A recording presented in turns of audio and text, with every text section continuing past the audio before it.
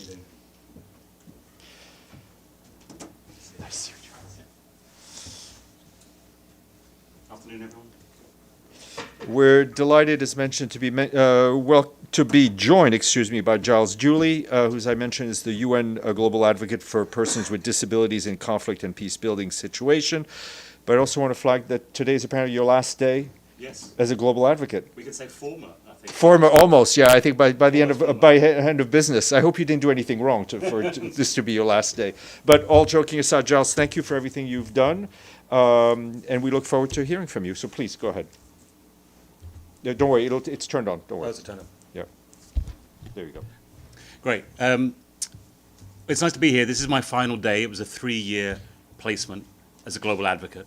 But I have to sit here and say that I feel like I've failed, and I feel like the system failed. You know, as an advocate, my job is to share stories, is to bring the stories from the front line where I work as a photographer in humanitarian crisis and war zones, and to bring those stories that sadly remain unheard. And yet too often, as somebody with disability, when I'm asked to give a talk or a lecture, both at the UN and with other organizations, the word that's used is inspiration. I'm asked to present an inspiring talk. But my job is not to inspire others. I'm not here as an advocate to be an inspiration for people. My job is to share stories. Because the reality on the ground for people with disabilities has not changed. People who are vulnerable, marginalized in communities, are the ones who are left behind in crises. So I feel I failed in my position here. I feel it has achieved very little because I have not had that opportunity to truly be an advocate. So on my way here, I was thinking I wanted to share 3 stories. I work as a photographer, also have my own foundation, so I spend probably 95% of my life in frontline areas listening to stories. And listening is a very key word here. Listening to what the reality is like for people with disabilities. Too often, people with disabilities are presented as inspiration, as resilient people, and of course they are. But that means the stories of those left behind who are truly vulnerable are often ignored or forgotten. We can't romanticize the idea of disability. So I chose a story from each of the 3 years while I've been here as a representative. I'm just checking the names because we've had to change the names for various reasons. These photographs are available, and a few of them are in the exhibition downstairs. The first story was one that was very personal for me, of a young boy called Amro. Amro in Gaza, I met 3 years ago. He had lost a leg when an Israeli sniper shot him during the Great March. He was treated in Turkey. He went through a very difficult time there, where he was even beaten once by one of the nurses.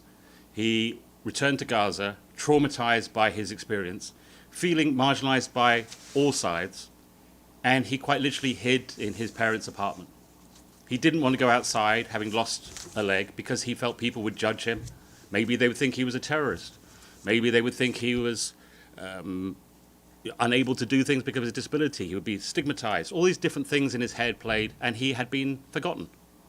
So when I met him for 2 years, he had not left his flat. His father I'd met, and he said, you should come and meet him, and maybe you can encourage him to leave. So I visited a few times. I'm also a chef, so I love to cook with people. That's always the first way I build relationships. So we ate, we shared a meal. And eventually I said, why don't you come outside? We're going to have a coffee somewhere along the beach in Gaza. And he was like, well, no, I don't want to. Everyone will stare at me. Everyone will look at me. And I pointed out to him, I've lost 3 limbs. I said, don't worry, they'll be looking at me, not you. I'll get more attention. So we laughed, and eventually he came out, and we had a coffee. And we did that for several times during my visit. On the last time, his family bought me a watch that they bought in the market as a gift, which I still have at home, a present, because they were so happy to see him outside. You know, sometimes it's these very small gestures of kindness and time that can change someone's life. I won't forget, though, the messages I was getting from the family after the 7th of October, asking how can we escape? Because people with disabilities, whenever there is a crisis, are the ones most vulnerable. So in this particular situation, People living on the top floors of apartment buildings when the electricity is gone cannot evacuate.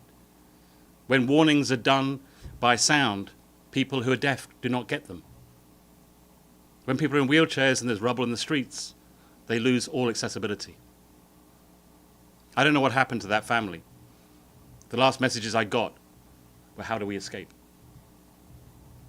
The second story I want to share was in Chad 2 years ago.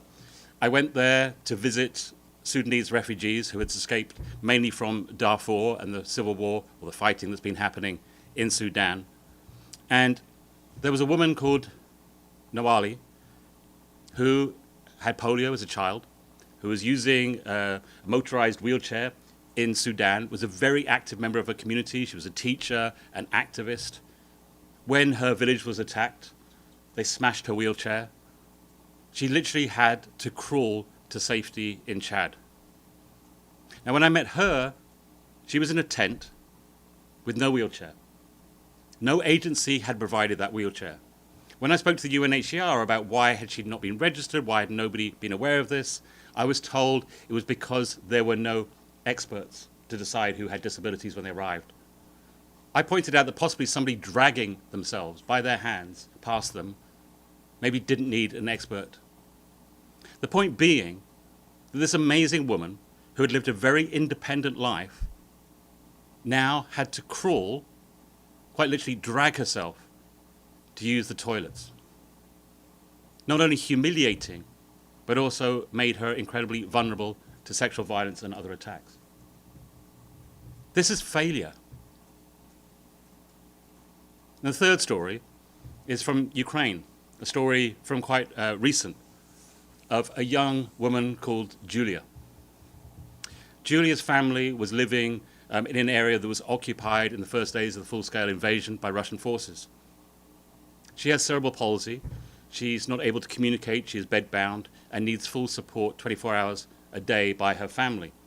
Her mother is a teacher, and so the Russians took her hostage along with the father. They were tortured. The mother kept saying, I have to return home because my daughter cannot feed herself. Eventually she was released, and she returned home to find soldiers outside the house.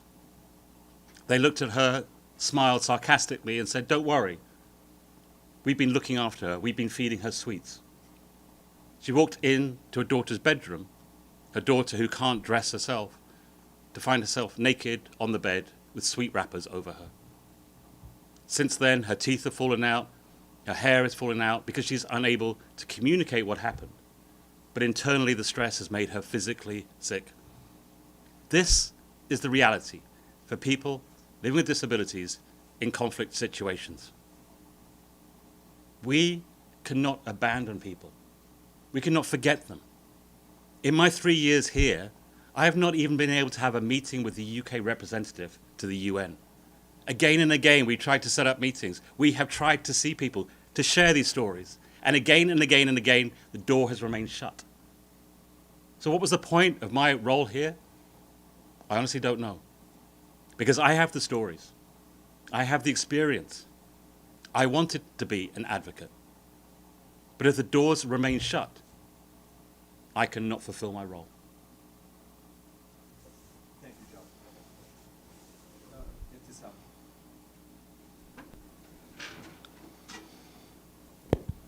Thank you. In the name of the UN Correspondent Association, thank you for the briefing. My name is Ibtisam Azim, Al-Arabi Al-Jadid newspaper.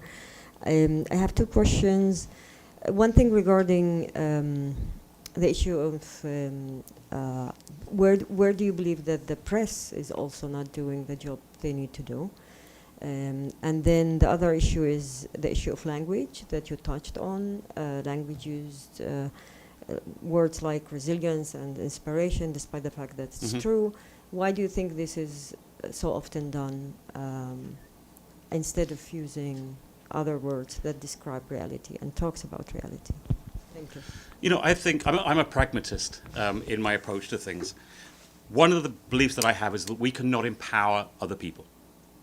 And we hear many agencies talking about we empower women, we empower people with disabilities. Empowerment has to come from within. I went through my own experience of having to rebuild a life I spent 1 year in hospital, 37 operations. When I started to use prosthetic legs again, nobody empowered me on those days when my legs were bleeding and bruised and painful. But I did have the best support network, the best facilitators that enabled me to empower myself.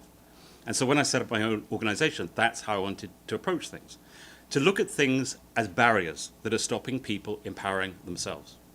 So we have to stop looking at people with disabilities as victims. We have to stop looking at them with sympathy. I think we should look at them as assets.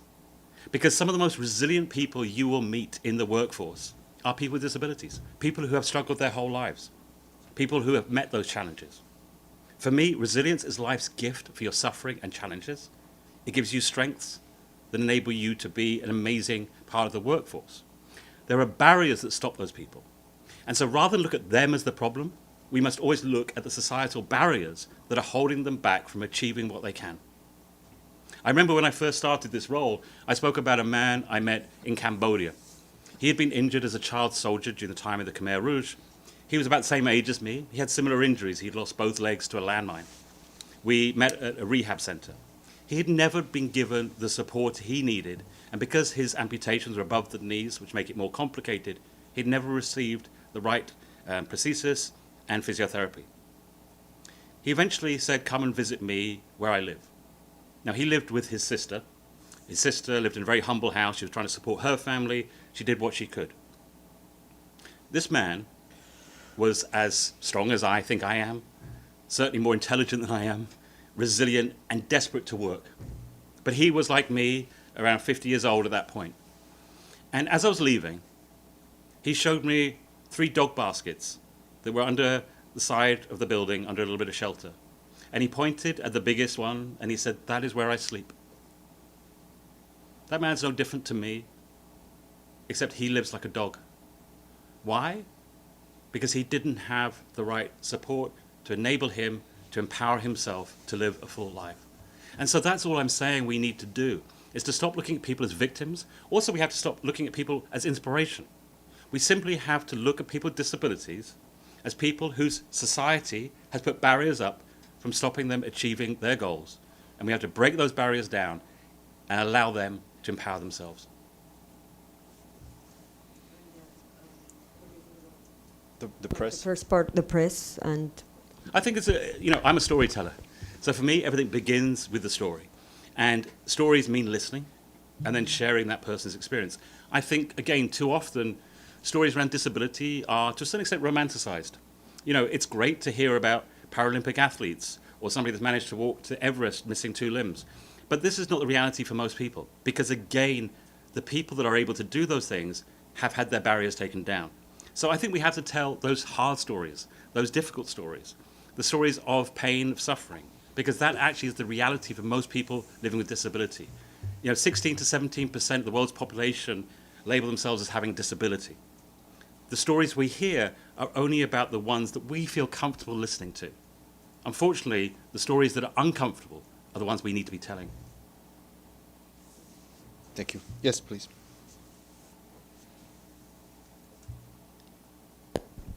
Thank you, Aziz Rami for the Moroccan Press Agency.